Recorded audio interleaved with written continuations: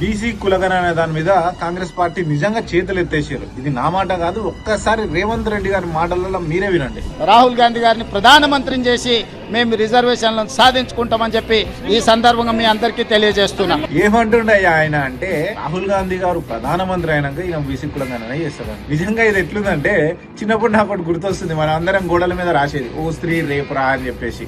అంటే అది ఒక మూఢనమ్మకం నాకు. అదే అంటే ఈ రాహుల్ గాంధీ గారు ప్రధానమంత్రి అయ్యడం, ఓ శ్రీ రేపురా అనడము రెండు ఒక్కొక్కకే చెందినాయి. అంటే అవి రెండు జీవిత కాలంలో జరగనివి. అయినా నిజంగా కూడా ఎన్నికల సమయంలో మీరు ఇదే మాట చెప్పేది ఉండే, రాష్ట్రంలో మేము గెలిచిన డమ్మీలము, రబ్బర్ స్టాంప్లము, కేంద్రంలో కాంగ్రెస్ పార్టీ అధికారంలోకి వస్తేనే మేము మీకు ఇచ్చిన హామీలన్నీ మేము అమలు చేయగలుగుతామని ఎన్నికల సమయంలో చెప్పుకుంటే ప్రజలు ఆనాడే స్పష్టమైన తీర్పిచ్చేటోళ్ళు మీకు. ఇప్పుడేమో నన్ను సీఎం చేయరు, నన్ను సీఎం చేయరు అని చేసిన తర్వాత రాహుల్ గాంధీని పీఎం చేయరు అంటాడు. మళ్ళీ రేపు పొద్దుగాలు ఇంకేమంటాడు. మరి నిజంగా కూడా ఏ మాత్రం చిత్తశుద్ధి లేకుండా కాంగ్రెస్ పార్టీ వ్యవహరిస్తున్న తీరు చాలా సిగ్గుచేటు. ముఖ్యంగా బీసీ సమాజం పట్ల జంతర్ మంతర్ దగ్గరికి పోయి 42% రిజర్వేషన్ కోసం మేము పోరాటం చేస్తున్నామని ఒక వీధి నాటకానికి తెరలేపింది. అక్కడ వాళ్ళ మాట ప్రకారమే బీసీ కులగణన చేయాల్సింది ఎవరు? కేంద్ర ప్రభుత్వం, అంటే బీజేపీ ప్రభుత్వం. దాన్ని ఒకవేళ పార్లమెంట్ లో ఇలాంటి బిల్లులు పాస్ చేయాలన్నా, కేంద్ర ప్రభుత్వం మీద ప్రెజర్ పెట్టాలన్నా ముందుగా దీన్ని లేవనెత్తాల్సింది ఎవరు?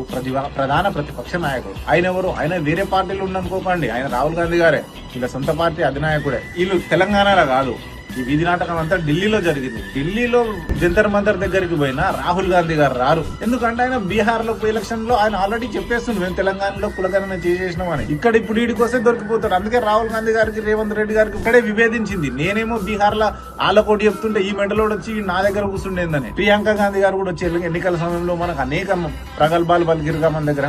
వారు వచ్చినా వారు రాలేదు. వాళ్ళ జాతీయ అధ్యక్షుడు మల్లికార్జున్ ఖర్గే గారు కూడా మన దగ్గరకు వచ్చి చేవెళ్ళ ఎస్సీ డిక్లరేషన్ సభలో కూర్చున్నాడు. ఆయన వచ్చిరా? ఆయన గారు కూడా రాలేదు.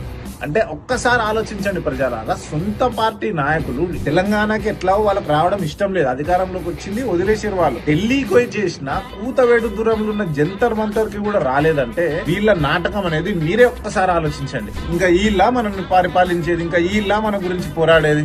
నిజంగా కూడా ఒక్కసారి మీరే ఆలోచించండి ప్రజలారా. కాంగ్రెస్ పార్టీ ఆడుతున్న నాటకం. జంతర్ మంతర్ లో వీళ్ళు పెట్టిన సభకి ముఖ్య కారణం ఏంది? బీసీ కులగణన. ఆడిపోయి కేసీఆర్ గారిని తిట్టాలి, ఆడిపోయి కేటీఆర్ గారిని తిట్టాలి, ఆడిపోయి బీఆర్ఎస్ పార్టీని తిట్టాలి. ప్రజలు ఇక్కడ తెలంగాణలో నవ్వుకుంది సరిపోదు, ఢిల్లీ వాళ్ళు కూడా మనం చూసి నవ్వుకోవాలనుకోరేమో. మరి నిజంగా ఒక్కసారి మీరే ఆలోచించండి ప్రజలారా. కేసీఆర్ గారి హయాంలో బీఆర్ఎస్ పార్టీ ప్రభుత్వంలో ఉన్నప్పుడు మనం ఇలాంటివి ఎప్పుడన్నా చూసినామా? ఎందుకు చూడలేదంటే అప్పుడు మన రాష్ట్ర పాలన, మన రాష్ట్ర నిర్ణయాలు, మన రాష్ట్ర ప్రజలకి ఏమేమి సంక్షేమం కావాలో అది మన రాష్ట్రంలోనే నిర్ణయం అయ్యేది. ఇప్పుడు ఒక పథకం అమలు చేయాలన్నా ఢిల్లీ, 6 గ్యారంటీలో ఏం చేయాలన్నా ఢిల్లీ, తుమ్మినా ఢిల్లీ, తగ్గినా ఢిల్లీ. అంటే ఇలాంటి పాలన మనకు అవసరమా?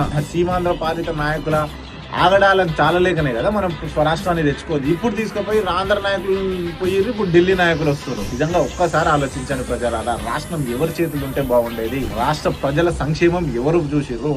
రాష్ట్రంలో రైతన్నకి పెద్దపీఠం వేసింది ఎవరు? నిజంగా కూడా రాష్ట్రం ఎవరి చేతిలో ఉంటే బాగుండేది? ఒక్కసారి మీరే ఆలోచించండి ప్రజలారా. కాబట్టి ఖచ్చితంగా మీరందరూ కూడా రానున్న రోజుల్లో కేసీఆర్ గారి నాయకత్వాన్ని బలపరచాలని మరొక్కసారి.